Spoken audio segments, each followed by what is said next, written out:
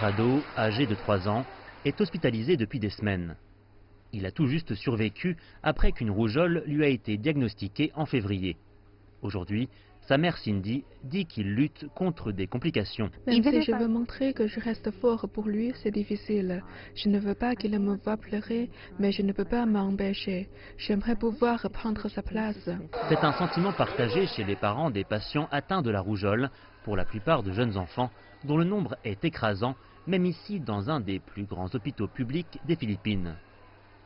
Au début du mois de février, le ministère de la Santé a reconnu officiellement l'existence d'une épidémie de rougeole. Les professionnels de santé avaient prévu d'aller de maison en maison pour convaincre les parents de faire vacciner leurs enfants contre la rougeole. Les parents sont devenus méfiants vis-à-vis des vaccins à cause de la controverse autour du vaccin contre la dengue, le Dengvasia.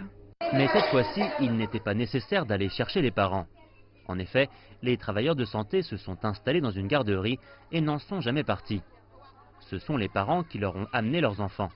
Un signe positif, mais l'UNICEF, l'Agence des Nations Unies pour les droits des enfants, met en garde contre l'autosatisfaction. Une bonne partie des progrès sanitaires sont un résultat direct du fait que nous avons investi dans l'immunisation pendant des années et nous continuons de le faire. Et nous ne pouvons pas baisser les bras et penser que ce genre de maladie disparaîtra. Et même sans la peur du Dengvasia, les taux d'immunisation ont baissé de manière continue au cours des dernières années aux Philippines, selon l'UNICEF. Pire, c'est un phénomène international. Les experts du domaine de la santé s'accordent pour dire que l'unique solution, c'est la vaccination.